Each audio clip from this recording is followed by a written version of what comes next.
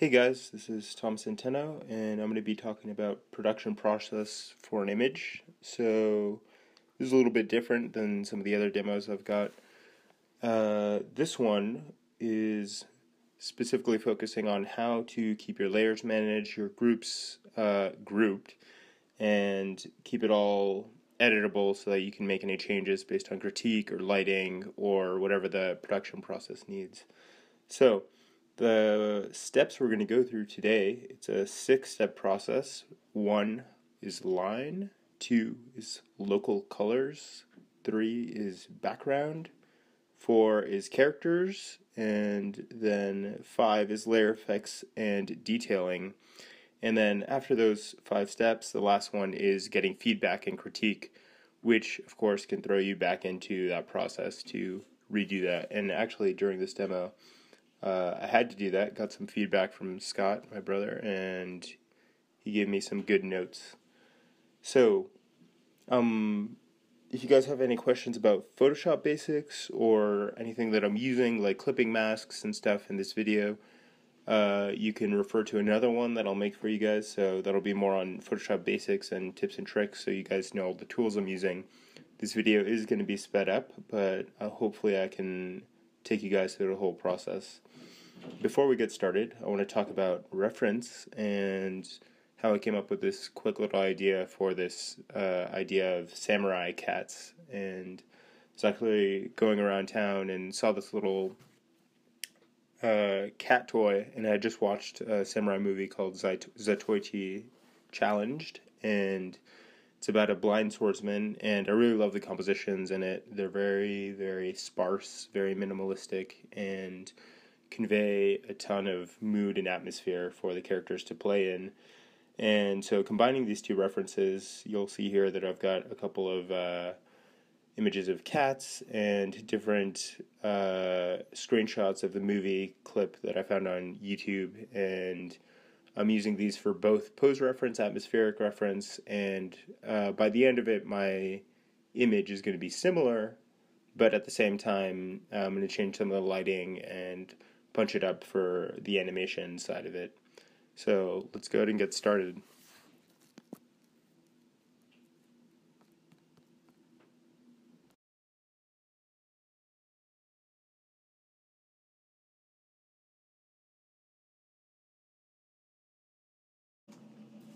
Okay, so the first thing I'm going to do is use my reference, right? You can see here I'm stealing one of those compositions from Zatoichi Challenge, and I'm stealing it pretty heavily. It's going to change as we go along because I find that the frame that I want to use is a little bit longer, and the vertical line of that pole on the right is going to start getting in the way of the composition that I want to set up. I've drawn very loosely and very quickly an underlay drawing of what I want to do, and then just put a white layer on top of that and lowered the opacity on that layer to make it like tracing paper. And now what I'm doing is drawing over the quick poses that I've done and drawing these samurai cats starting with the characters. At this stage, it's really important to think about mark making. So instead of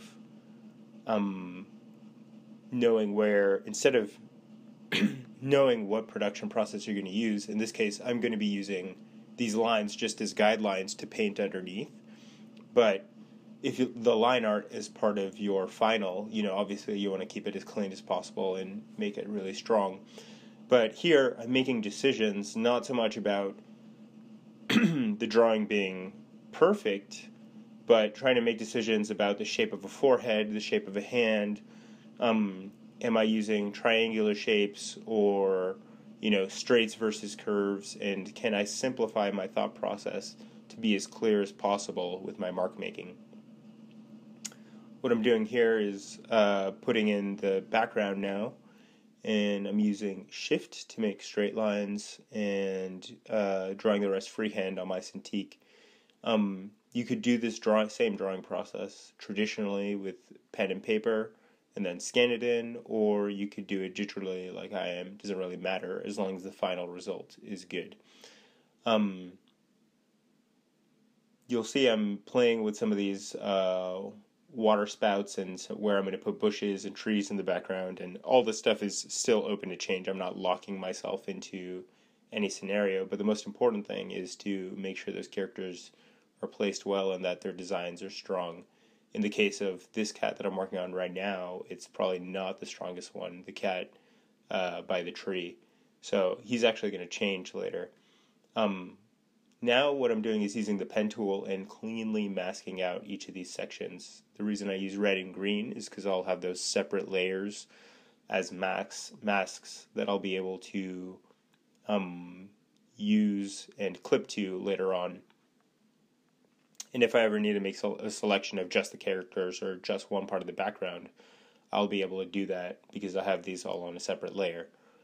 Again, this is trying to be as clean with my thought process as possible. And so let's say if I have a director or if an instructor were to critique me and say, you know what, this piece is okay, but to take it to the next level, you might want to redraw this character or relight a scenario. I have all this masked out so that I can come back in and either take it out if I need to or repaint it if I need to and do it cleanly without having to do all the work of making selections again. So now I'm putting in the local colors for the cat on the left and the cat on the right. And what I'm trying to figure out is I'm not rendering these cats, I'm not lighting them any way, shape, or form, but local color is just what color is this object, or in this case the characters, under no lighting scenario. So the true color of this cat's fur is orange for me. I've decided that, and likewise with the background, I'm putting in the local colors or general flat colors for everything. The advantage to having everything grouped right now is that now I can start working on the background. So this is step 3. Moved away from, after blocking all the local colors in, I can use these masks and use these Photoshop techniques to paint everything in and do it cleanly. So right now I've selected the roof tiles and then I'm going to paint them in. I've selected that rock section and I'm just painting that in. And it saves you a lot of time and effort down the road. It's a little bit more effort up front, but it's always worth it.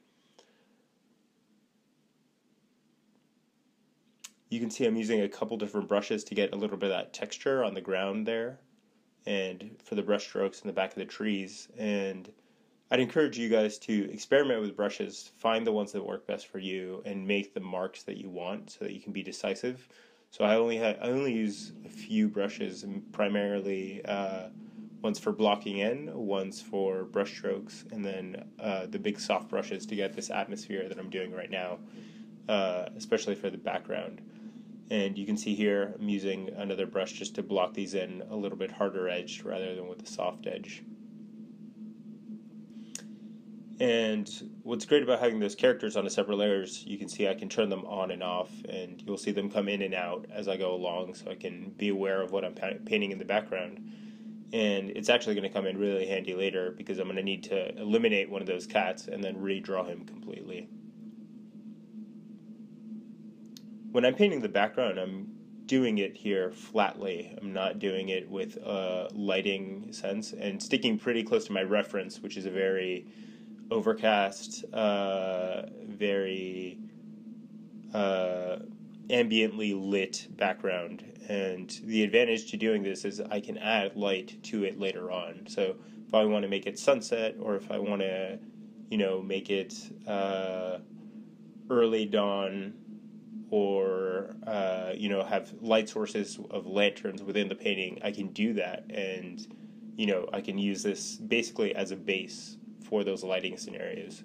So again, I'm painting everything in a way that's very ambiently lit, almost as if the diffused light of the sun is coming through the clouds, and it's just ambiently lighting everything, so it's washing over all of the objects in an even, soft lighting scenario, almost top lit. you can see I'm putting in my snow, and again, all this snow is going to be on a separate layer, so I can turn the snow on and off as needed. Let's say, again, the director says, you know what, it's not going to be snow anymore, it's the middle of summer and there's grass everywhere. I have to be able to take all that snow off, turn it off, and then repaint on top of the normal ground with grass. Okay, so after that, now we're moving on to the characters, and what I'm trying to figure out here is how I'm going to light these characters. You can see me art directing myself. I've got a lot of red line and a lot of trying to figure out where the light source is going to come from the top, and I had those blue lines to indicate, oh, okay, we're going to get some top light on their heads and on the tops of their clothing. So with these cats, the way I'm painting them, it's similar to the background where I'm ambiently lighting them, but what I'm doing to paint them specifically is I'm using the local color as a mid-tone, and then I'm doing the shadow sides, just like we did in the demos previously, and then I'm punching up the light sides. And I know it sounds simple, but what makes a good painting, a lot of it comes down to simplicity and understanding of communication. So when I'm putting this darker fur up top on his head, I know that I'm going to be able to bounce some of the light from the snow underneath into his fur, and that's going to give you a little bit of roundness in his face, kind of like a sphere, right? So I'm thinking about things as basically as possible and just trying to make them read in this ambient lighting scenario. As I go along, one thing I'm trying not to do is get too detailed. You can see I'm not zooming in too much. I'm staying either at a far or mid-range, and constantly zooming out and zooming back in so I can see how this has an effect on the painting overall. It's kind of a trick that old matte painters used to use, that they'd have a mirror behind them about 10 feet and they could look at their painting and see how it looked from a distance. And really that's how it's going to read in publication or when people first see it. And then when they get close up, they'll see the full painting is not as detailed as they thought, but it reads well. So good painting just simplifies things down to putting the right values and the right colors in the correct places, and it should read. Now, starting on the second cat, what sucks about this is that I'm going to go through the whole process of painting him, and I'm going to change some of the local colors on him to see what his fur design could be like. I was thinking maybe he's more of like almost like a straight cat or mangy cat, where he's almost like a different species, or not a different species, but a different race from the other black cat. And this might be one of the reasons why they're fighting. Again, going with the local top light, and you can see that I'm going to put quite a bit of effort into this cat. And what sucks is, if I had caught it early on, if I had looked at my design objectively, I would have realized that this really is not a strong design. It's a little too basic. His pose is weak. The head is literally just too round. There's no statement. It's not bold. His pose is a little bit confusing because his arms are twisting in weird ways, and he's leaning back. It feels simultaneously non-committal of a pose, and at the same time it also just feels like he's almost off balance, off center, and it doesn't give any strength. It gives no determination, and I think the pose itself is confusing, especially in the arm area. But we're going to go through this whole process of painting him just because you guys are going to get to see the mistakes I make so that you don't make the same ones, right? That's the idea. Again, I'm going through the same process of just putting in the shadow sides and then the light sides. You can see on those purple bands on his clothing, I put a dark in the middle and then graded that dark out a little bit with just lighter brush strokes, and then put some lighter lights up top, and now it looks top lit instead of just being flat. Putting in a little bit more detail, so now I can start zooming in after I've painted in what he's going to look like. I'm putting in the detail of these wave patterns on the bottom. And again, just trying to give a little bit of context to tertiary detail. This can help add backstory, right? Those waves might indicate he's from a port town, or that he is in some way related to a fishing tribe or something. And at the bottom over here, we've got the sword being shined up, and again, I'm just top lighting it. Here, you can see I had to rotate my mask to match my posing, which I had changed. And using that mask, what I did is I can take it all and just put a multiply layer, drag up some black or a dark blue, and I can put these deeper shadows in. And this is something called Ambient Occlusion. So if you guys get a chance to look up what Ambient Occlusion is. And basically what it is, occlusion is where no light is going to reach. So in areas like in between his arms, where one arm is casting a shadow onto the clothing, or underneath his chin, or at the bottom of his, his clothing, you'll see that I'm adding deep shadows that no light is going to reach, not even in this ambient light scenario where we've kind of got light coming from everywhere, or a general diffused lighting scenario. No light is going to reach these spots because the shadows are so close together. And that extreme darkness is going to punch your designs up and make them look a lot more three-dimensional. Next up, I'm taking some more smaller details now, so you can see I'm starting to zoom in more, and I'm putting in highlights, putting in not pure white highlights, by the way. They might look pure white up there, but they're a light gray or a light yellow usually that I'll use, and I'll save the whitest whites for the very end.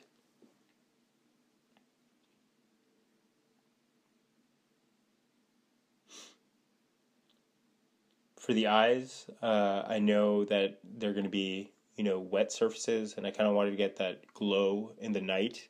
That glow effect will come in later, and I'll be able to use that at the end, so I'll save it for the end, the detailing phase of it.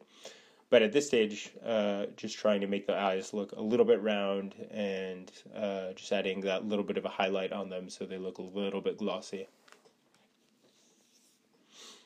Painting in the props and stuff in the background, using ellipse tool and masking stuff out so that I can just, again, top light it cleanly, and in the case of this water spout, I'm going to be backlighting it. So the strongest shadows are going to be closest to us or the camera, and then it's going to get lighter as it goes around. And at this stage, I can tell this piece is very mechanical, right? It feels okay. It's like, oh, there's two cats fighting, and it feels very standard. And when you look at this piece, there's not a ton of mood or lighting or no statement that's coming through yet. It feels very empty, and that empty feeling atmosphere can be a feeling in itself, but whatever statement you want to make, you need to make it boldly and make it to the highest degree. So in this case, what I'm doing, again, is still setting up that base layer so that you can make sure that all the lighting and scenarios you're going to do later on are going to be worth it. This tree adds a nice breakup to the background here. And what I'm able to do with that dark black is say that's very close to the foreground. It's even closer than those prop objects in the midground there.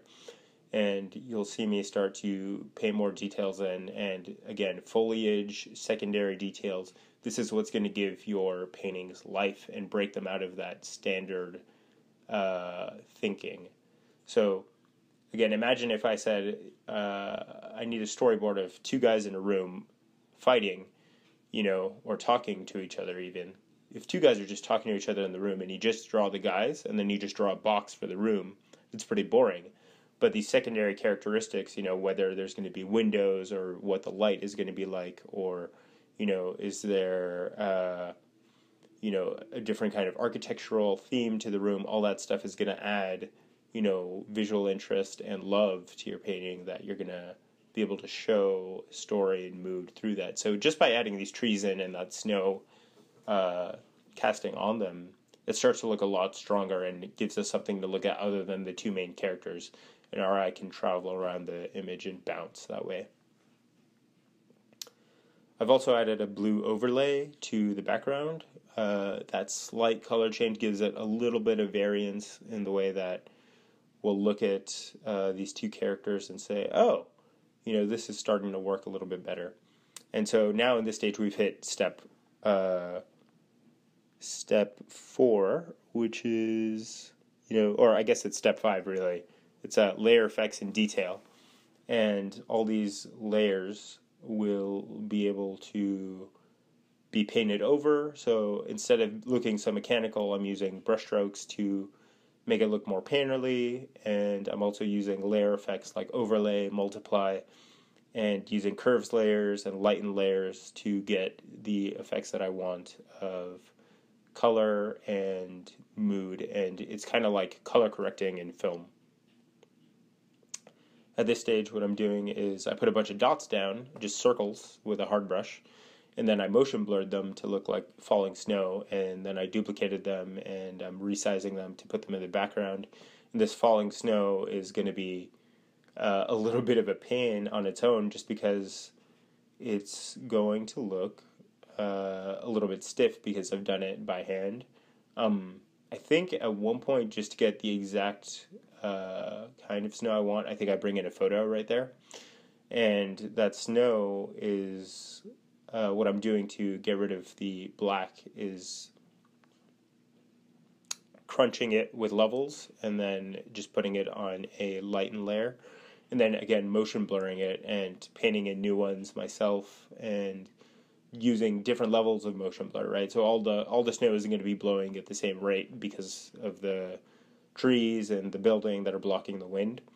So the snow closest to the camera is going to get some really extreme motion blur. It's going to be bigger as well, and then the smaller flakes in the back are going to get gentler motion blur. Again, that tertiary detail, right? How can you add a little bit more story? How can you add a little bit more emotion to an image? The snow really helps, but now I'm introducing another color, which is that red of the blood on the cat. And you can see that instantly makes this a little bit more of a different feel. And, taking the time to do that stuff is important. If you don't take the time with your image and give it love, it's not going to be as strong as it would have been if you just rushed it out the door and said, hey, it's done, You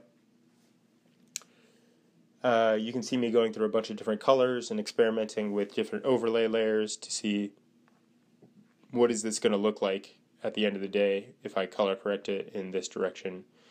And I'm adding atmospheric light, so this is kind of light from the sky bouncing down into, or I guess casting down onto on the top surfaces of all these characters. So both of the cats got a little bit of blue at the top edges of their heads, and a little bit of blue on the sword and the hilts of the swords. Also adding things like toenails and fingernails and little claws that'll help, if a director or somebody goes in that far looking at my painting, it's all there, and again, these details won't come until you have a solid base to work on. And also one key thing I forgot to mention was that curves layer I did. I lightened the curves layer and just put some lights in between the two characters to focus your eye there and draw your eye away from the background, which is in darkness. And you can tell here I'm also darkening those edges so that you will look at where my main characters are. I've also gone and to do those glowing highlights, what I've done is done Command A, and then I do Command Shift C, which is copy merge, so it copies all the layers almost like a JPEG, flattens them, and puts it on a new layer. And then I take that and use Gaussian blur on that, and then put it on a screen layer to get those blurred highlights, almost like they're overexposed or light is catching on them and bouncing harshly off their swords and off the tops of their heads. more small details, and you can see the piece is really starting to come together now. And at this stage, I'm feeling pretty good. I'm putting in smaller highlights, and now this is what I've reserved the pure whites for, right? I'm reserving pure white for the very end so that I can really punch up the contrast on some of these areas, particularly on the tops of the heads and hands where I want you to look to indicate.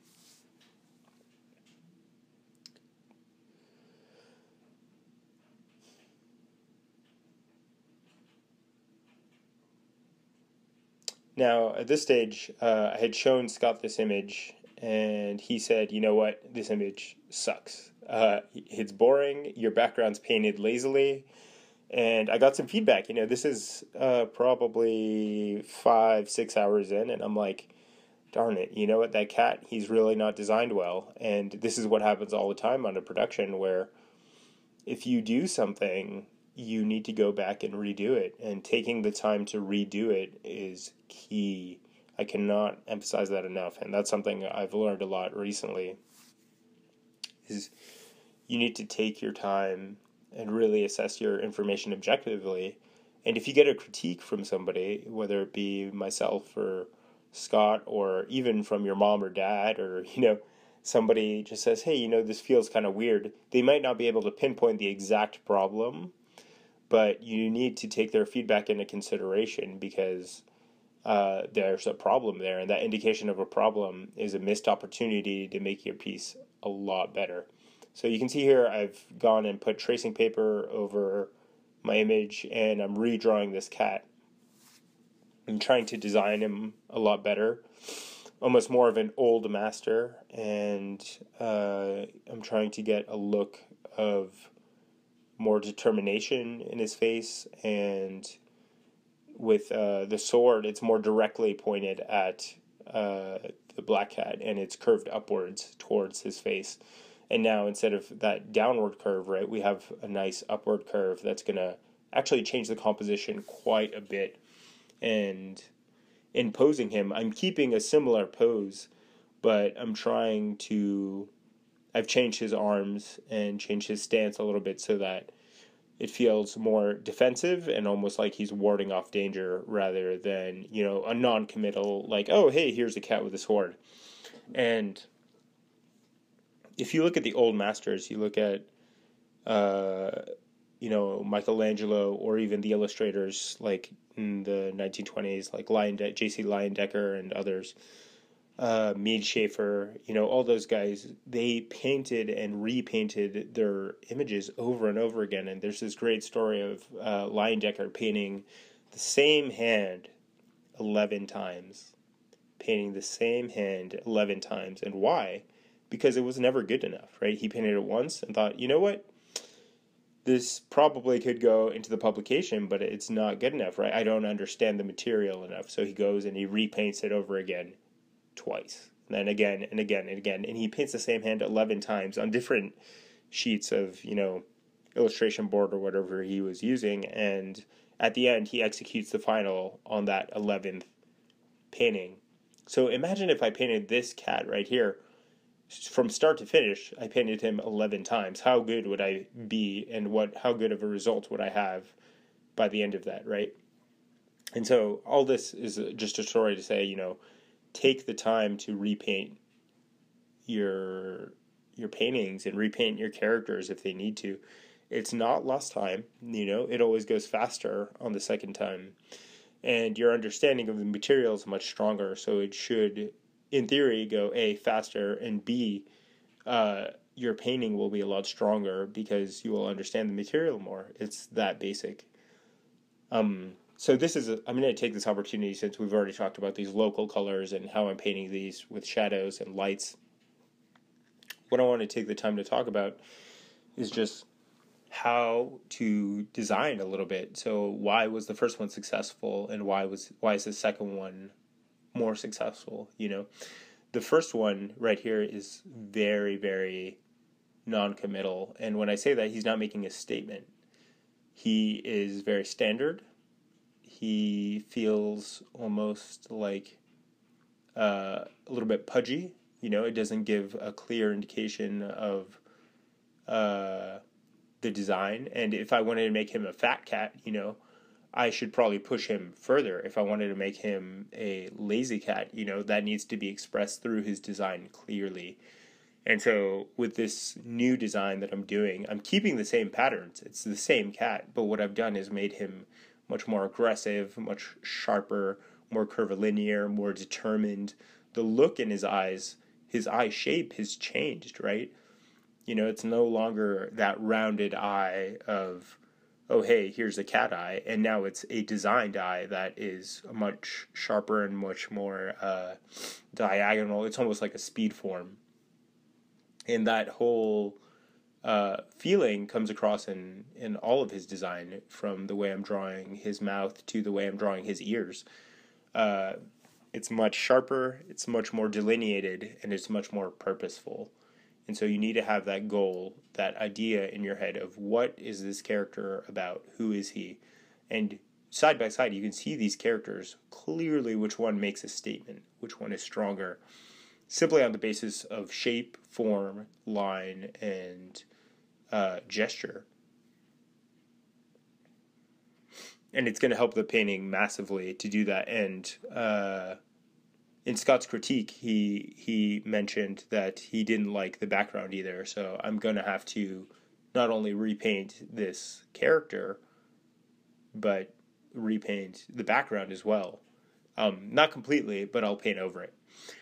And imagine if I had taken this painting and done it all on one layer or on like 2 or 3 layers, I'd be stuck. I wouldn't be able to turn that first cat off and simply eliminate the snow and turn it on and off. I would have been stuck with a painting that was like a flat JPEG where it's almost unusable in the production process because, I'd be stuck cutting out and repainting and doing things over and over again.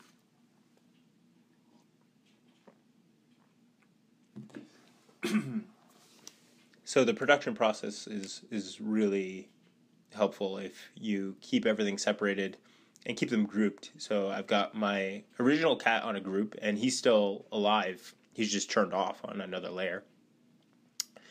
I've got my new cat, and he is in his own group. I've got my black cat. He's in his own group. The background is in its own group, and then within that group, it's subdivided into the ground, the building, and the background sky. And all these things are painted separately just to speed up that process of making changes later on.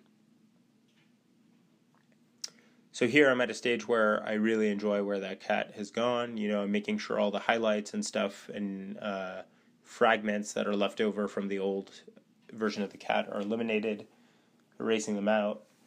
And with this new cat, I have to make sure he fits in with the composition, so I might change where he's standing a little bit, tilt him, rotate him, and any adjustments that are necessary, I can make them because I have that cleaner layer process than, if I was just painting like a speed painting or something and going on one layer. Again, using that Gaussian blurred overexposed trick where I'm copy merging everything and then blurring it and then putting it on a screen layer so I can get that overexposure. And that's knowledge that you will gain over time, looking at films, looking at cinematography and talking to people in the industry and trying to figure out, how do I study film? How do I study lighting? And you really need to take all that stuff into account when you're working on an image like this.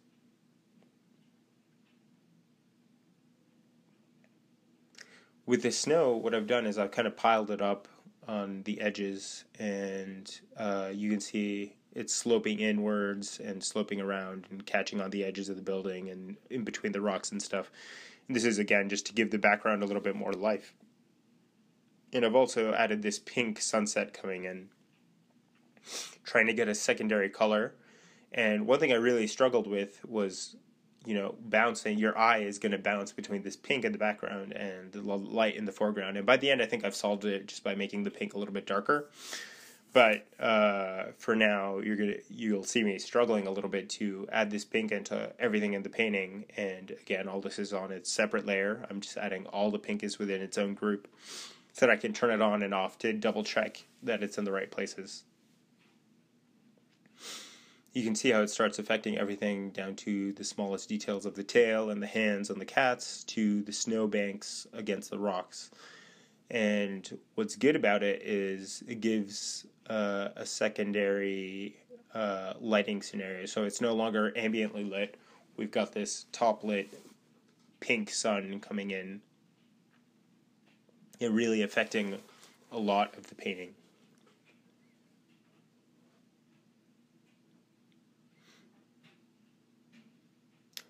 And this pink, it could have been anything, you know. I could turn this pink layer off and, you know, shift it to a strong white light on the right side of the painting that would be spotlighting these characters. You know, I could change it to a cool blue and have it, you know, be, you know, twilight or midnight, and then put a yellow harvest moon in the background, you know. The advantage to this grouped layer methodology is that you'll be able to do everything succinctly and quickly and make changes even on the fly or adjust to notes that come in.